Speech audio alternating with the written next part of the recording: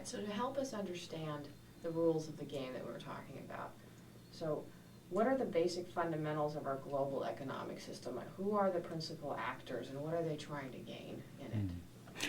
Yeah, I think the most basic thing to understand about our global economic system is that it's a subsystem.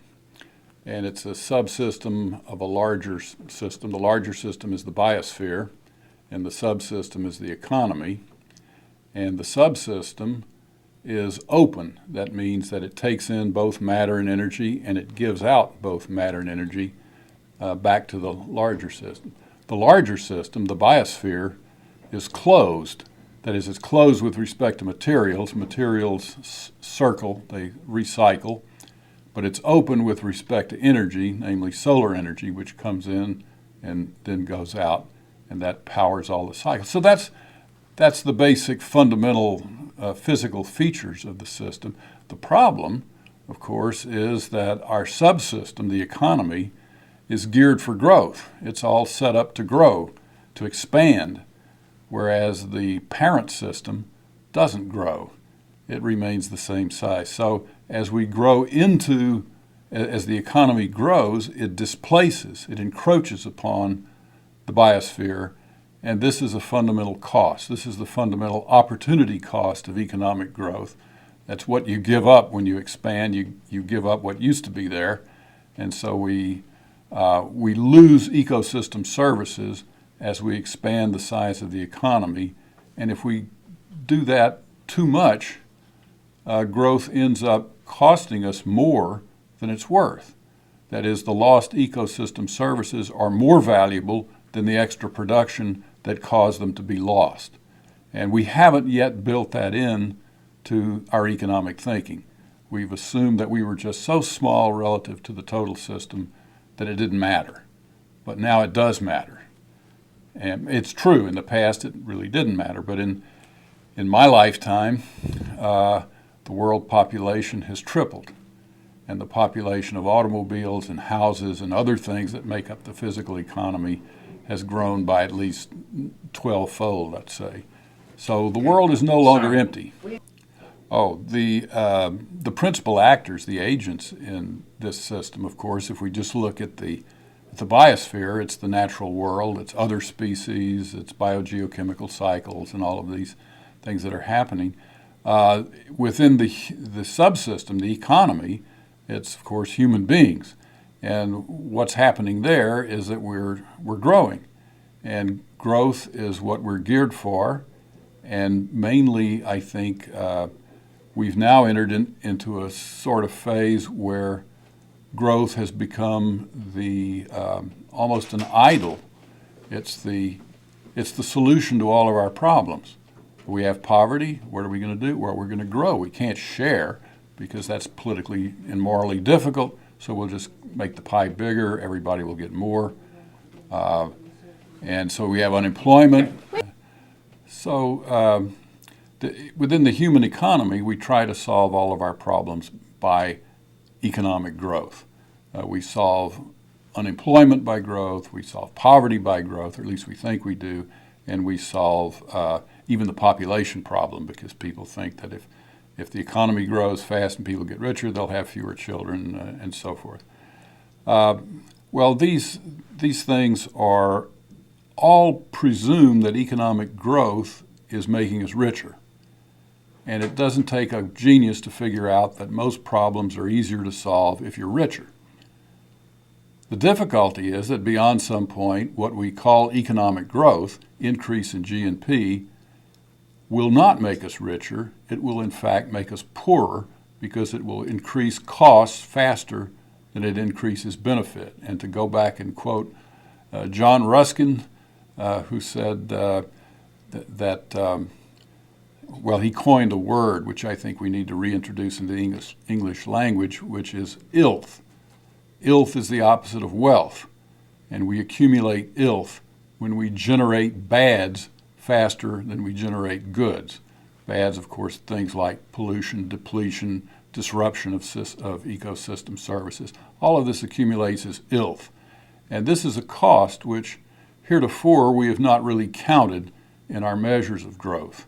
And so we need to start doing that and not seek all the solution to all of our problems in growth. So is growth valued the most? I would say yes, that this has practically become an idol of our age, economic growth, which is strange when you stop and think about it, because and it's not a state of well-being that we're trying to maintain, but just a continual increase, perpetual growth. And that's the, as many have said, that's the ideology of the cancer cell. It's not a good idea. It's not something we can do in a world which is not growing. So what we really need is to shift our economic system from a growth economy to something which has been in economics called a steady state economy or a stationary economy. That idea goes back 150 years. It goes back to John Stuart Mill, who wrote very eloquently on the subject of the stationary state. And a stationary state is not static. People are born, people die, new things are invented, there's new production, and there's also to balance depreciation. So the stock of capital remains constant and the population of people remain constant, although they're always being renewed by birth and death, production equal to depreciation.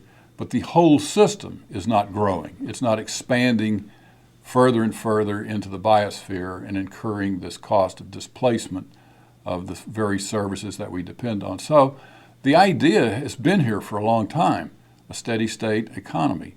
We just need to develop and get into that idea and work out the institutions required for it. Great. That's amazing. So what is valued the least? Is that the externalities that we're talking about? Yeah, externalities, in a way, this is a very big concept. It started out as a little footnote kind of concept, an exception. Externalities were little nuisance items, like, if your neighbor buys a new TV and plays it too loudly, and that bothers you. Well, the cost of bothering you is not built into the price of the TV set that the neighbor had to pay. He had to pay for all the wires and the electricity and so forth, but the cost of bothering you was not in there. So that's classed then as an externality or an external cost, or sometimes called a spillover effect. Well, this little category, as the economy grows into the biosphere, we interfere with each other more and more. And these spillover effects become greater and greater. And so what gets left out of economic calculation becomes larger and larger relative to what is still internalized or included.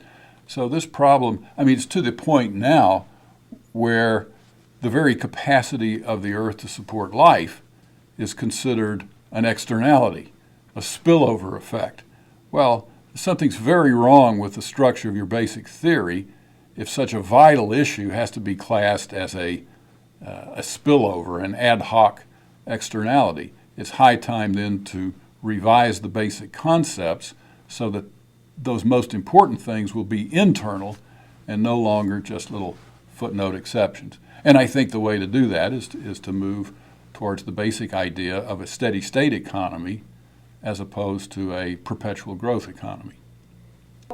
So when the entire life support system is considered outside the theory, how does that impact the resources use? How does that impact how we relate to our life support system? Yes, well, it means that it's left out. And I can give you a little illustration of that. When I was with the World Bank, they were doing the World Development Report, which was on the subject in 1992 of environment and development. And there was a diagram in the early drafts which was to be a picture of the relation of the economy to the environment. And it was just a rectangle. And it was labeled economy, and there was an arrow coming in from the left labeled input, and an arrow exiting from the right labeled output. And that was supposed to be the relation of the economy to the ecosystem. Well, we had a big discussion about that. And I said, well, the problem with that diagram is that there's no ecosystem. There's only economy. And inputs are coming from nowhere, and outputs are going nowhere. So draw a bigger circle around that little rectangle and label that ecosystem or biosphere. Then it will be clear that the inputs are coming from somewhere. You're depleting something in order to get them. And that the outputs are exiting to somewhere. They don't disappear. You're polluting the system with the waste. And then we can talk about the relation of the economy to the larger ecosystem in terms of depletion, in terms of pollution, in terms of the regeneration of resources by recycling the waste into reusable products. We can talk about the entropic nature of this flow through. It's like a metabolism, et cetera, all kinds of interesting things. Then the next comes back later on, a new draft, and there's a box, big box drawn around the rectangle, no label, no change in the text. It's just a picture frame. So I said the same thing all over again. This is what we need, et cetera. The third draft comes through, no more diagram. Completely gave up on the attempt to draw a diagram of the relation of the economy to the ecosystem. That really puzzled me at first, but then I said, well, it's clear. Once you draw that picture, it threatens you with questions to which you don't have a good answer. It says, the larger system of which we're a part is finite and non-growing. We depend upon it. We depend on ways that involve depletion and pollution, et cetera. How big should the subsystem be relative to the total system? It's a question we don't want to ask.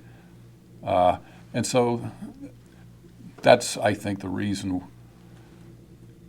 Too much depends on growth. So when you draw a picture that says growth can't go on, then that's threatening. Can you explain to us, and this is a subset of what we're talking about really, which is resource is number two, sort of how has been our old way of managing resources? I mean, is it through like cartels, the oil cartel, or I know I don't know enough about this to maybe structure the question the best, but what I'd like to understand, I think what people need to know is how in the system we have do we regulate resource use? Is it just grab as fast as you can? Is it just as fast as the ability for a corporation to marshal resources to go dig stuff out of the ground? Or is there some form of international cooperation in which we say, like what OPEC does, we're not going to extract because we want to regulate price? Does that... Okay. I think the first thing to say about resources, I think, is that classical economics, that is Adam Smith and John Stuart Mill, they focused on physical resources as very important. Then we went to neoclassical economics, in which the idea of value became more subjective, utility, satisfaction of wants, and so forth, which is all important. But it shifted the emphasis off of physical resources. And ever since, it seems to me, there's been a tendency in our economic thinking to downplay resources. They're just stuff.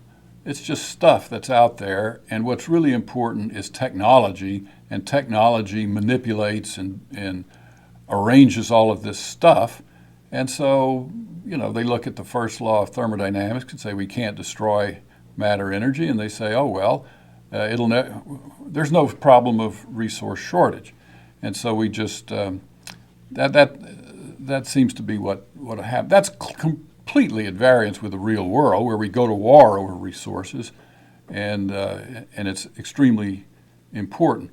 Well, what is going on with resources? Resources are not produced, and they're not consumed, despite our common usage. They are transformed. We take from the ground and from the environment resources materials in a structured form, which physicists refer to as low entropy, organized, structured matter, fossil fuels, concentrated forms of energy. We then further give structure to this by means of a production process, making commodities which immediately satisfy our wants. Then, over time, these commodities wear out or destroyed, and we end up then with high entropy waste materials and energy, which is thrown back into the ecosystem. So it's like an organism or like an animal. The economy is like an animal with a digestive tract, and the digestive tract has to be attached to the environment at both ends. We have to take in and we have to expel. And the amount we bring in is equal to the amount we throw out. Except qualitatively, it's very different.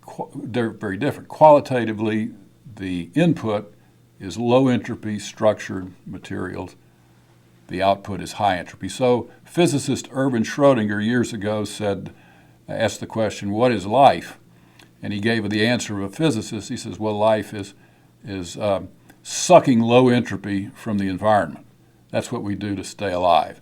The same is true for the economy. That's the way we produce. We suck low entropy from the environment. We expel high entropy. And all of this is in the form of resources. That's where we get what makes something a resource is that it has this quality of usefulness expressed in low entropy. So we're turning useful stuff into useless stuff. And we have to do that. We can't produce, we can't live without doing that. So the question is to do it at a scale and a level at which the larger biosphere can absorb, reconstitute, and tolerate.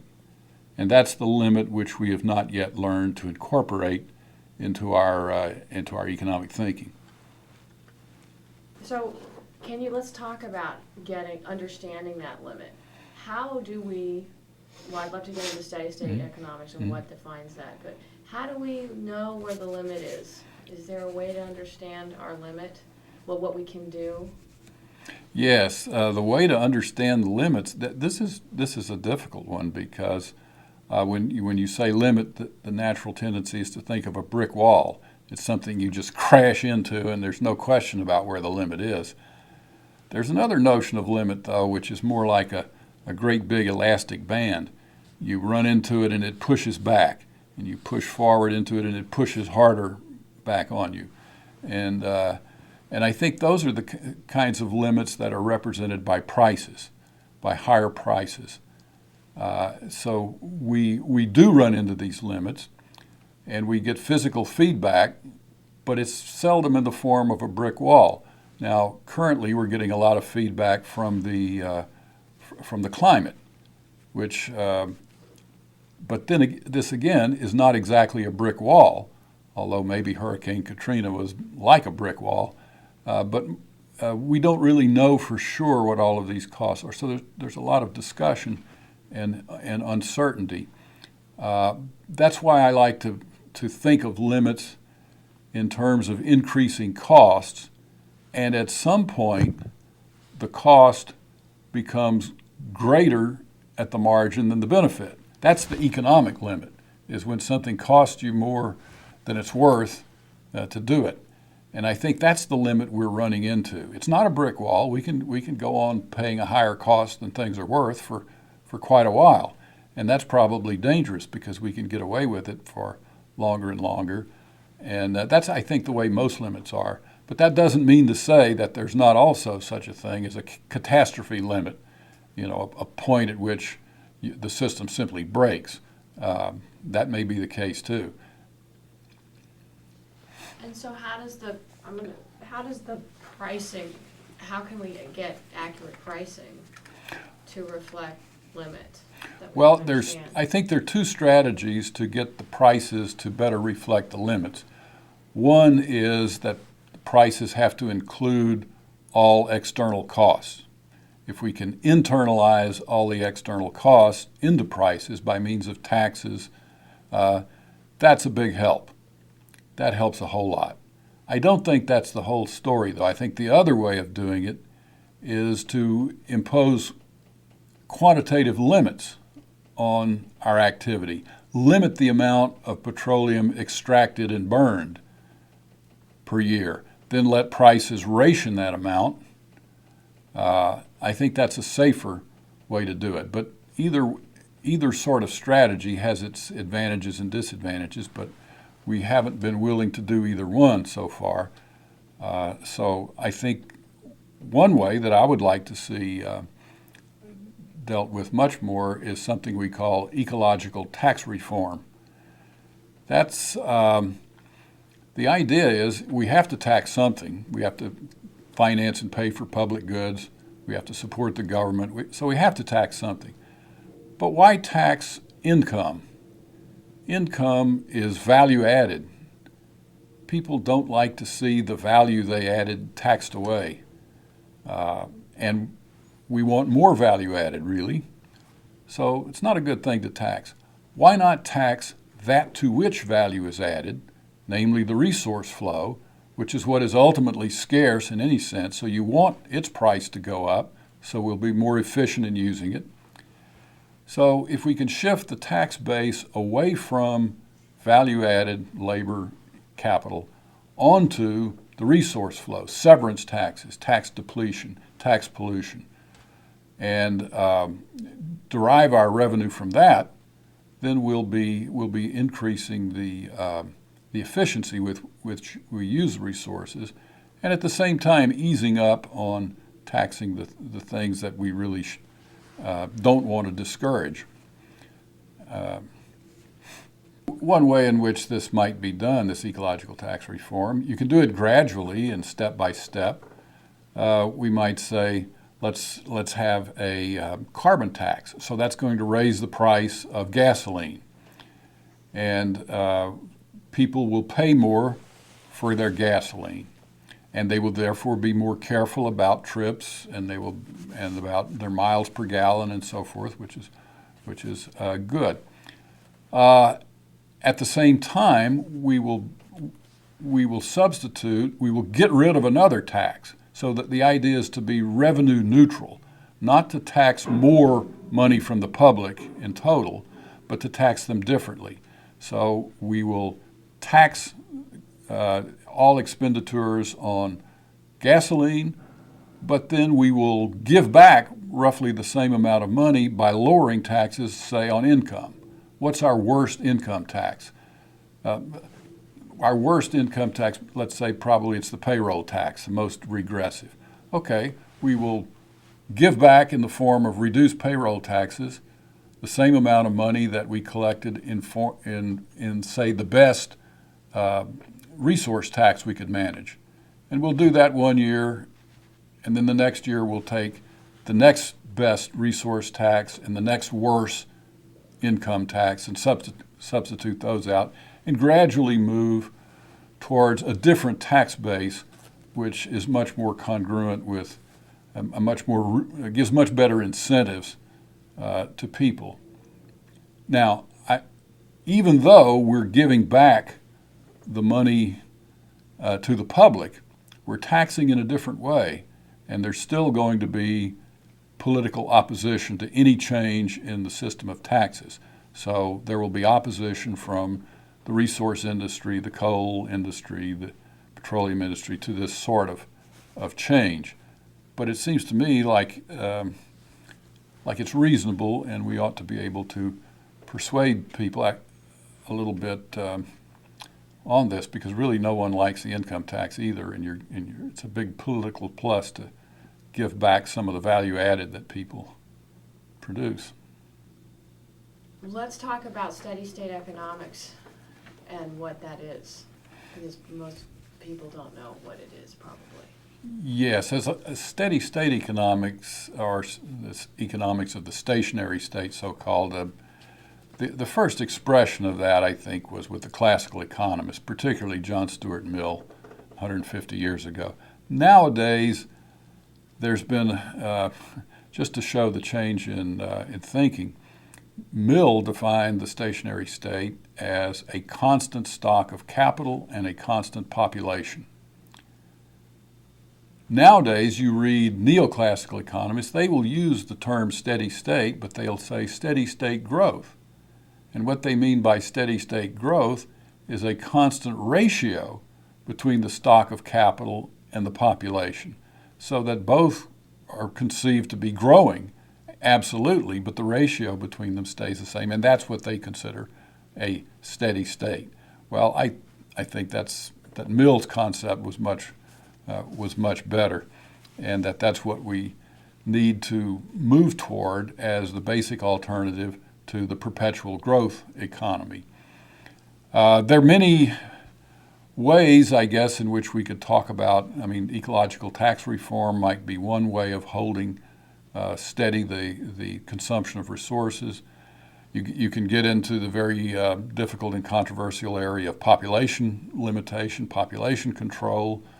That's another side of it. But I think, in a way, we are undercutting now our possibility to even undertake those actions at a national level. This is what bothers me most. And when we talk about policies, what's happening in the world now is globalization. And I make a distinction between globalization and internationalization. Internationalization means that relations between countries become more and more important. But the policy unit, the unit of community, is still the nation, even though relations among nations are more and more important and have to be dealt with carefully. Globalization is internationalization is a federated community. World community is a federation of national and subnational communities. The other vision, which we're moving towards, globalization, is an integrated view. It's not a federation of independent national economies, but it is an integrated global economy, one single global economy, not many interrelated national economies. And that's what the WTO is pushing for, and that's what the World Bank and the IMF are nowadays pushing through free capital mobility as well as free trade and increasingly easy or uncontrolled migration. Now, when this happens, boundaries become irrelevant for economic purposes. Globalized economy is, the key idea here is that it's integrated. And when you integrate something, you make it one. And I like to say that how shall I say, the globally integrated economy is like an omelet. And you take the national eggs and you crack them and you scramble them into a global integrated omelet. Now, everyone celebrates this global integration of the omelet, but they don't count the cost of disintegrating the national eggs. And that disintegration is severe. Many real costs and destruction of community and livelihood are being paid by ordinary people all over the world in order to foster this vision of this globally integrated omelet. Now, there are some benefits to it for sure, but the idea of economics is always count the cost. And I think we've gone way too far in this direction. Integration, to make that a little clearer, I think integration is very much like marriage. And internationalism and trading is like friendship. Like all nations need to be friends and have good relations, but maintaining their separate identity. To strive for multilateral marriage of all nations where they kind of merge into one and lose their individual identity is probably a very bad idea. I don't think we can handle that. And that's exactly what happens if our borders become totally porous with respect to the free flow of commodities, the free flow of capital, and increasing the free flow of people and labor. Not to say we should be isolated, by no means, that internationalization recognizes the importance of increased relations among nations.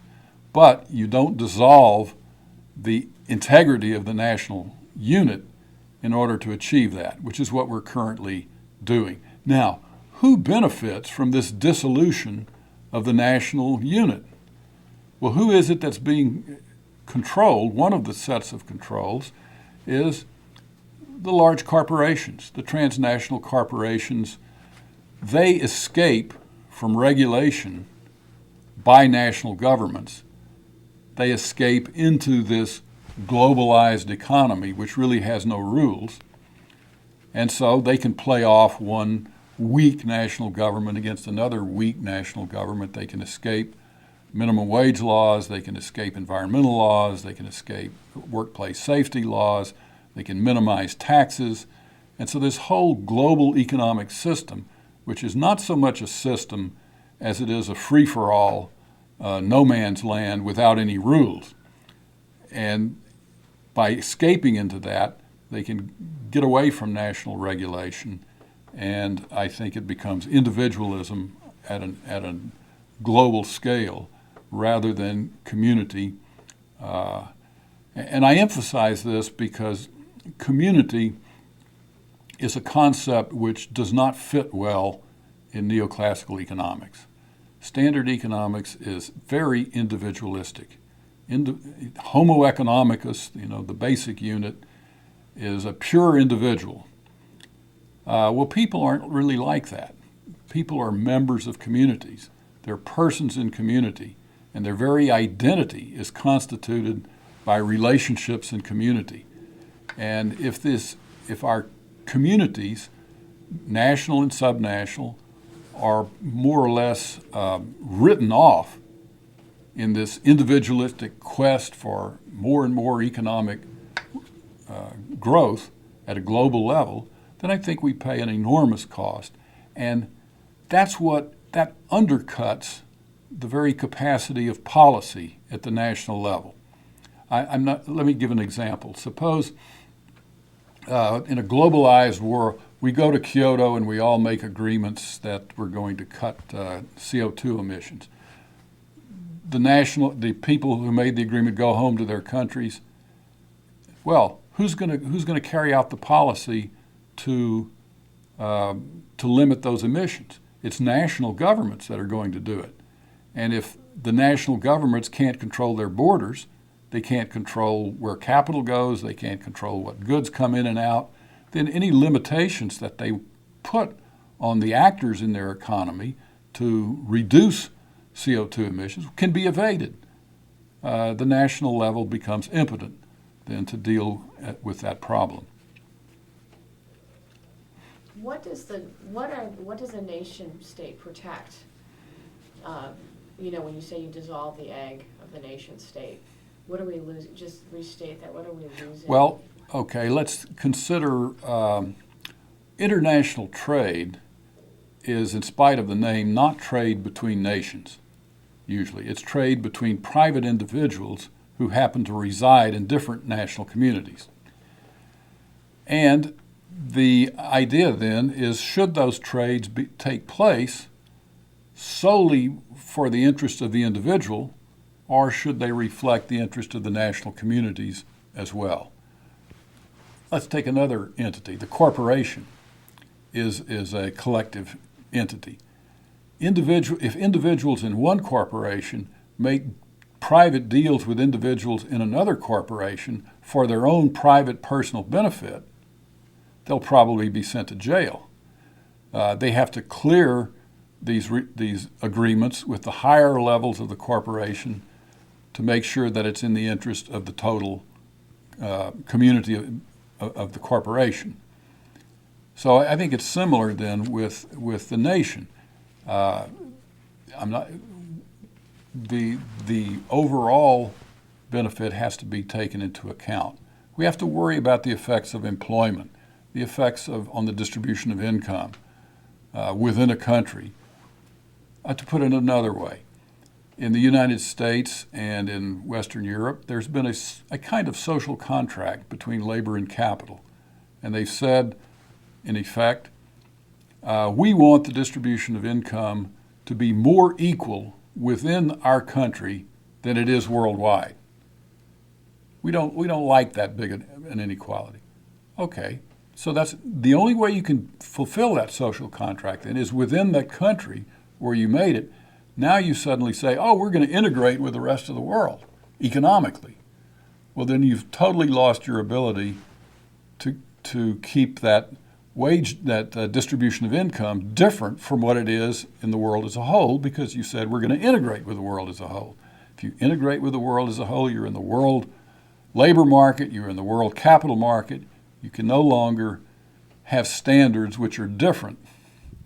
And that also leads to a kind of competitive standards lowering competition among firms when they can escape national regulations in this way. That's great. So, in terms of the recommendations that you have about, trying to come back to a real steady state economy in the classical sense, as well as, taxing pollution and things like that, what are the obstacles in the way? I mean, how can we adopt this into what's the path, and what are the obstacles in the path to that? Yeah, the obstacles to a steady state economy, I think, are not really so much technical or economic in the technical sense. I think they're almost religious in terms of our commitments and our basic idolatries. For example, we've already talked a little bit about ecological tax reform. That's not all that radical, and that could be done.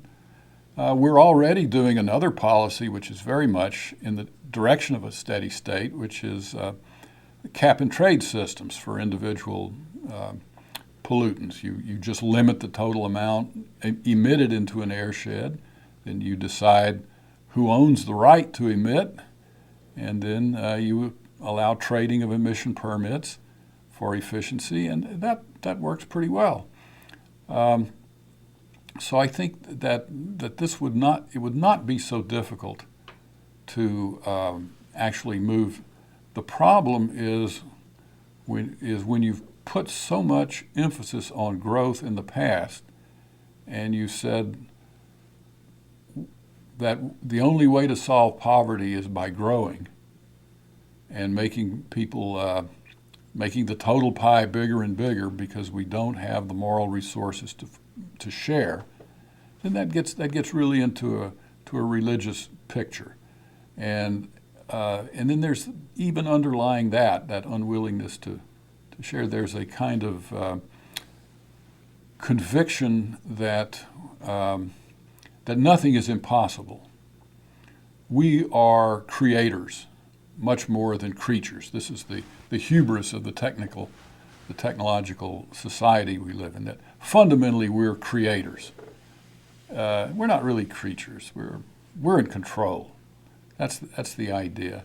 And science, they look at technology and say, see, we've done this. We've gone to the moon. We've done this. We've done that. Look at all the things we can do. Nothing's impossible. There's no limit. What are you talking about limits? People said this was impossible. They said we couldn't fly. Now we fly, et cetera, et cetera, et cetera. Well, okay. However, it's sobering to think a little bit about that and remember that the reason technology is so successful is that it pays attention to the laws of science. And the laws of science are practically all statements of impossibility.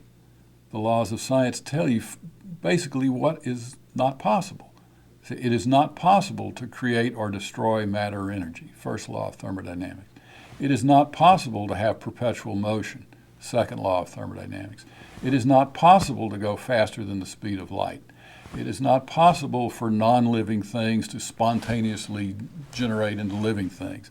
So technology then, precisely by not trying to do what it knows in advance is impossible, tends to be successful. But that's certainly no reason for saying, oh, nothing is impossible. Things are impossible. And the most relevant one right now, it's impossible for an economic subsystem to continue growing forever in a finite, non-growing total system. And that doesn't seem to be, that's a rather trivial truth, but the fact that it's trivial doesn't make it less true, and it really ought to be taken much more seriously by economists. Your World Bank, just what's interesting is what would you believe before you went to the World Bank, and what happened, and what was that learning process for you? What did you learn there that you didn't realize before? Yeah, by the time I went to the World Bank, this was 1988, I was already very much into environmental issues, and I went to the World Bank because I thought the World Bank was really going to take seriously environmental issues and condition its growth policies on environmental capacities and recognize costs and build them in. And I knew some people at the bank who I respected very highly and who were doing great work, and so I thought it'd be a privilege to work for them. And it was. And many of the people in the bank are extremely good. And I've made excellent friends there and like it a lot. But I just discovered over my 6 years there that there was really, in the conflict between environment and growth, the bank was really 99.9% growth and environment was just window dressing. That they were not serious. I gave you the story about the diagram. Well, that kind of encapsulated it. That economic growth is sort of the be-all. And so I guess what I learned there was that there was a lot of an overwhelming commitment to economic growth, which completely undercut all the talk about environment. I mean, the big idea, of course, was sustainable development. The bank was going to be committed to sustainable development. Well, okay, what did that mean? The Brundtland Commission said it means, satisfying the needs of the present without sacrificing the needs of the future. Okay, that's a good beginning. But then when we tried to develop criteria for sustainable development, there would always be resistance. And the only way that you could get consensus around the concept was to keep making the concept more and more vague. And finally it got so vague as to be meaningless. And now the bank says, sustainable development, that's just good development. We've always been in favor of that. So it doesn't have any cutting power anymore, no teeth to it. And I felt that the bank was just totally caught up in the whole globalization ideology, and so I got out. I'm grateful for my time there. I learned a lot, and certainly there's some excellent individuals working there. But the institution itself, it seems to me, has dropped the ball, and is, as far as I can tell, not likely to pick it up. Okay, trying to figure out. Six. Yeah, six is next. And I'm going to combine the two, 6 and 7. So basically, You don't do all of 6. no, I know, but why do you think, these are the bigger questions now, why do you think that we're destroying nature and the biosphere because we're not able to really internalize some of these recommendations? Why do you think we're doing that? Because we must know that we are impacting our biosphere. Why do you think we continue business as usual? And the second part of the question is, if we are unable to, pull the environment inside the system in the theory, what do you think is going to happen to, what's your prognosis for humanity and the earth? Okay. Well, here I think we really do get to fundamental philosophical and religious attitudes. I think if you conceive of the biosphere, the earth, as a creation, as a system then that supports your life, and that's a kind of gift, then there's a response of stewardship and care and so forth. If you conceive of it as something which simply happened, an accident, highly improbable cosmic accident over gazillions of years, and it reflects nothing in the way of purpose or teleology, it's just there, then it's rather hard to think of, to build up any ground to stand on for saving it or caring for it. Or to put it another way, this is my biologist friends, all of whom I love dearly. Nevertheless, I think they've got some blinders just like economists do. And they say, on Monday, Wednesdays, and Fridays, they teach sophomores that all the evolutionary process is purely random. There's no such thing as purpose of any kind, and what purposes are felt are illusory, and so on and so on. And then on Tuesdays, Thursdays, and Saturdays, they run down and testify before Congress and get all emotional about this or that little species being driven to extinction. Well, who cares? I mean, if it's all accident anyway, and it's all evolving and it's going to change in any case, why get all upset about a little something going to extinction? So I think there are fundamental issues here that we have not really grappled with, and they're not easy.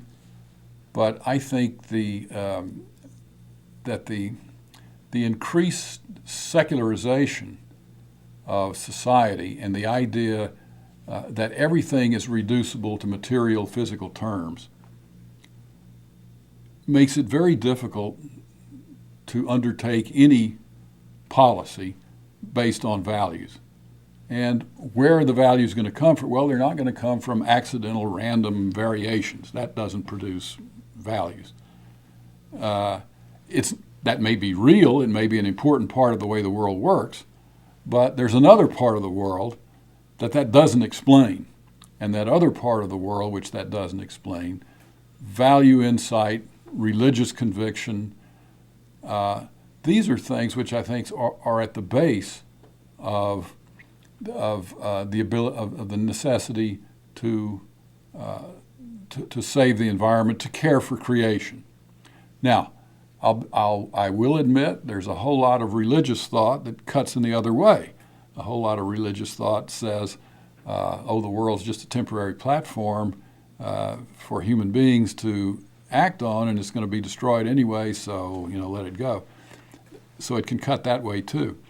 But I think the issue, the level at which these things have to be discussed, is a fundamental religious issue. We short-circuited that. We said, we're not going to deal with all that. That's just a bunch of,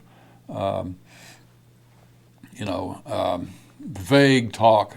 We need to be scientific, objective, et cetera, et cetera. But if you're scientific, objective, et cetera, you cut out the ground ultimately for moral value. You've just got matter in motion, and that won't get you, I think, to the fundamental issues. So that's not an easy answer. And as for my prognosis for the future, I think it kind of depends on our ability to re-engage that kind of conversation at a deep philosophical level. I tend to be, I think one has a duty, again, a religious duty to be hopeful. Despair is a sin. So a religious duty to persevere and be hopeful in this matter, but it would be foolish to be optimistic. I mean, the objective conditions are such that, easy optimism is quite silly. And unless we have a kind of religious grounding for hope, then I think we're going to just fall into this easy optimism, which is shallow and is going to fall apart. That's my thought. Say, I want to do a time capsule question. We're just doing just a message to future generations. It's short. We're putting all of these together. Just what would you like to say to people 100 years from now? Well, I hope you're still there, and if you are, I hope that you're creating world community and that you're doing it in a federated, internationalist, cooperative way rather than a globalist, integrated, one world, single system kind of way. Maybe we'll eventually get to the latter, but I don't think in 100 years you would have made it. So I hope you're still here. Good luck. Thank you.